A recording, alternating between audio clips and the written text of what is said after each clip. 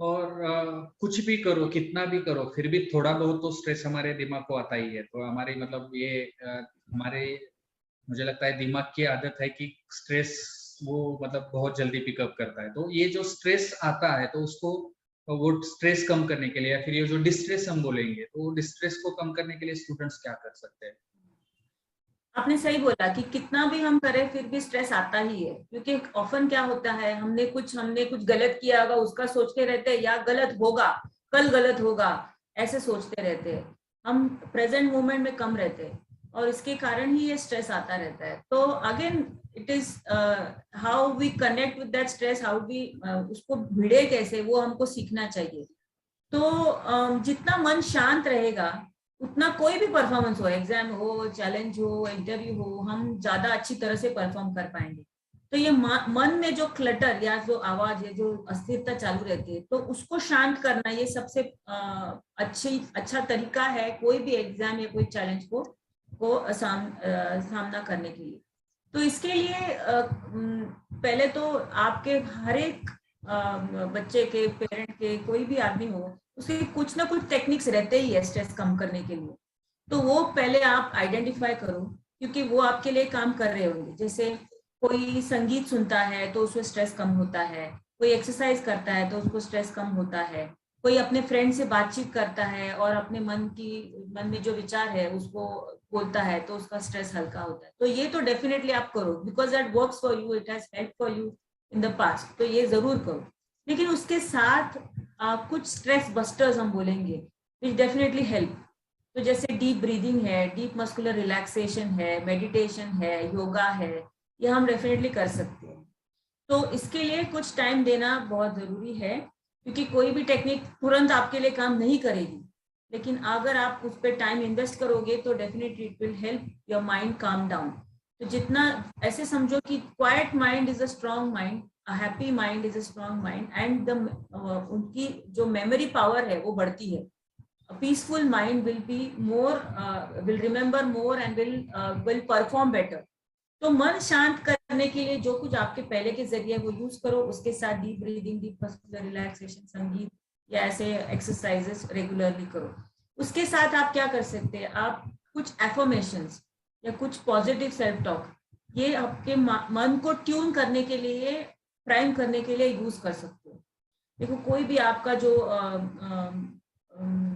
जिसी को आप फॉलो करते हो, जो आपके प्रेरणा स्थान है, इंस्पिरेशन है, उसके कोई इंस्पिरेशनल कोट्स आप जिधर पढ़ाई करते हो उधर लिख सकते हो, ताकि आते जाते वो माइंड को प्राइम करेंगे। जैसे आई कैन डू इट, और this is not the end of life, और whatever, something that has inspired you, that rings a bell in you. क्योंकि काफी टाइम क्या होता है, कभी हम गलती करते हैं, हमको जमता नहीं, तो काफी हम खुद को क्रिटिसाइज करते रहते हैं, but that doesn't help. You have to encourage yourself, खुद को प्रोत्साहित करना चाहिए। और ऐसे एफर्मेंट्स वो माइंड को ट्यून करने के लिए, एनर्जी दिलाने के लिए, और अगर कोई डिफिकल्ट टाइम है, नहीं जम रहा है, तो आपको मोटिवेट करने को हेल्प करते हैं। तो ये आप जरूर यूज कर सकते हो। और क्योंकि एग्जाम हॉल में भी बैठे बैठे अगर ऐसे स्ट्रेस आता है, तो वो सेल्फ एफर्मेशन और ये डीप ब्रीदिंग और वॉट एवर जो स्ट्रेस मैनेजमेंट टूल्स है, दैट कैन हेल्प यू। लेकिन इसमें थोड़ा सा टाइम इन्वेस्ट करना पड़ेगा, because it's like a skill. कोई भी स्किल आप तुरंत नहीं सीखते, जैसे साइकिल सीखना आप तुरंत नहीं सीखते, वैसे ही stress management is a skill.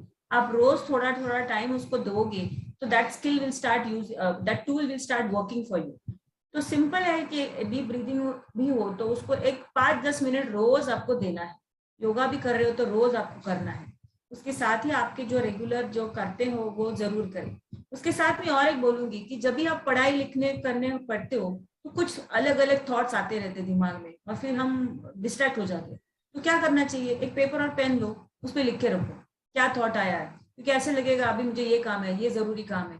तो आपको वो जो कुछ करना है वो ब्रेक में करना है, तुरंत नहीं करना है। जैसे अभी फॉर सॉर्ट ऑफ एग्जाम्पल, वो अभी एसटी के बारे में बोला कि वो मैं क्लास को या एग्जाम को टाइम से पहुंच पाऊंगा क्या, अभी मैं क्या करूं, अभी मुझे तुरंत वो सोचा है, लेकिन मुझे अभी जो थियरम है वो पढ़ना है, तो मैं क्या कर सकती हूँ, उधर लिख के रखूंगी। तो ब्रेक में मेरे माँ से या पापा से या किसी में फ्रेंड से बात करूंगी कि ये समस्या मुझे सता रही है, तो मैं इसको कैसे सॉल्व करूँ।